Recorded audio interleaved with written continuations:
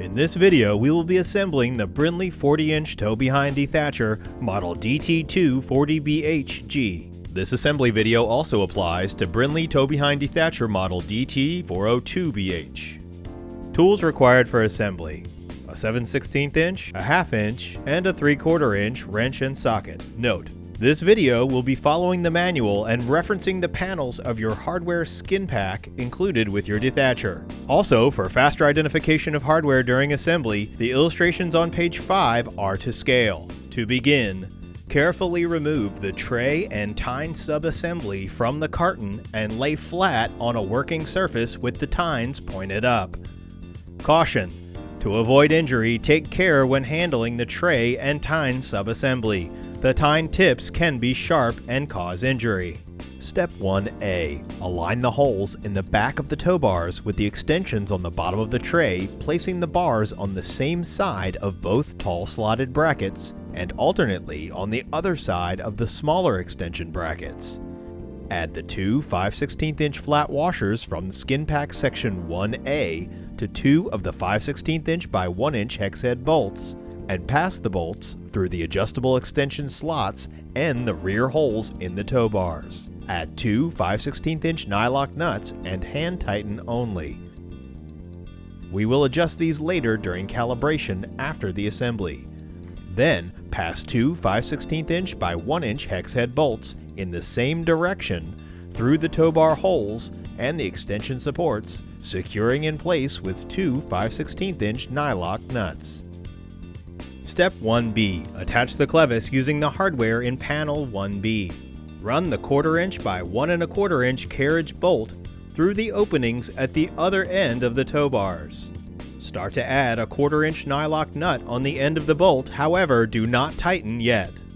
While straddling the bolt we just added, add two 5/16 inch by 2 inch carriage head bolts from below. Then align the two clevis plates above and below the tow bars as shown.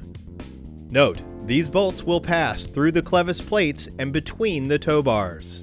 Secure both bolts in place with a 5/16 inch nylock nut. Then secure the 1/4 inch nylock nut from the previous bolt added to secure the clevis to the tow bars. From below, run the hitch pin through the two clevis plates and secure with a hairpin cotter. Step 1C. Now turn the dethatcher over, resting the dethatcher on the tine tips and the front of the tow bars.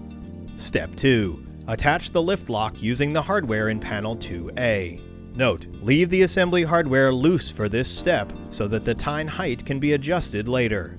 Align the two bottom holes on the lift lock to the two holes in the tow bar as shown. Add a 5/16 inch flat washer to two 5/16 inch by 1 inch hex head bolts and pass the bolts from the inside through the lift lock and the tow bars, securing in place with two 5/16 inch nylock nuts. Then, from the outside edge, run a 5/16 inch by 2 1/4 inch hex head bolt through the middle hole in the lift lock and start to add a 5/16 inch nylock nut.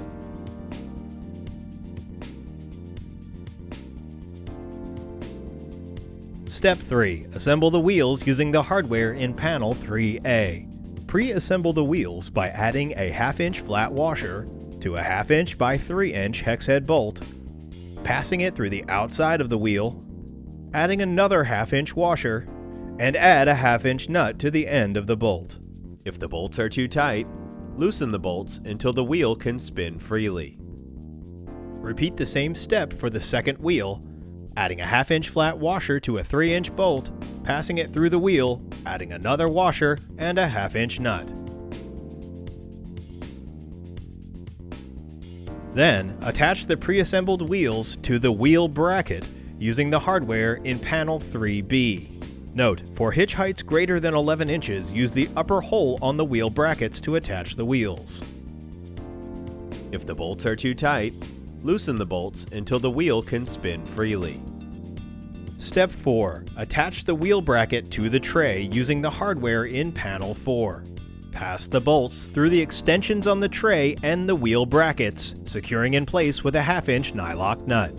Note, fully tighten the nuts assembled in this step to allow the wheel bracket assembly to rotate with minimum side-to-side looseness. Step 5. Adding the control rod. Feed the control rod through the left hole of the wheel bracket until the end engages with the wheel bracket. Note, the control rod must be oriented as shown here after assembly. Caution: to avoid injury, movement and tine height adjustments of the handle, lift lock, and spring can be a pinch point. Please take care when working in this area. Step 6. With the handle oriented between the tow bars, attach the end of the control rod with the 90-degree bend into the handle as shown here. Add the handle by sliding the bolt that runs through the lift lock through the middle hole in the handle. Then, orient the handle so that it is now engaged with one of the tine height settings on the lift lock. Step 7. Fasten the handle to the lift lock by using the hardware in panel 5. To the end of the bolt, add one 5/16" flat washer, then add the spring, add another 5/16" flat washer, and secure in place with a 1/4" nylock nut.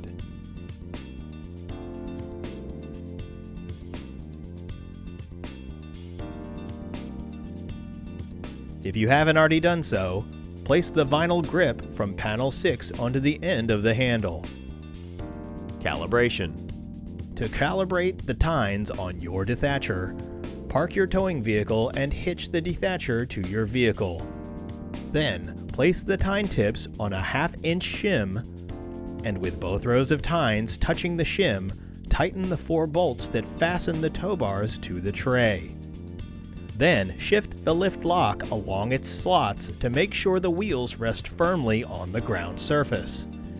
Ensure the tines remain on the 1/2" shim and that the handle remains in the dethatch setting number 2. Tighten the 2 nuts that fasten the lift lock to the tow bar. Then, remove the 1/2" shim and check your tine adjustment. The Dethatcher tines should deflect back and flip the thatch forward. If the tines seem to drag without flipping forward, the tray may be too low. If the tines stay in the free position, the tray may be too high and should be lowered.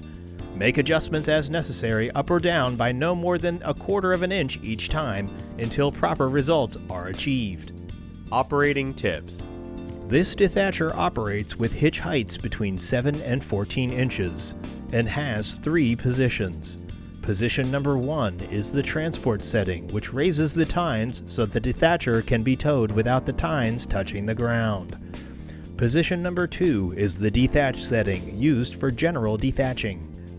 And position number 3 is the scarify setting, allowing the tines to drag across the ground to scarify a seed bed. Scarification may be increased by adding weight to the Dethatcher tray up to 70 pounds. The ideal operating speed is 3 miles an hour or less.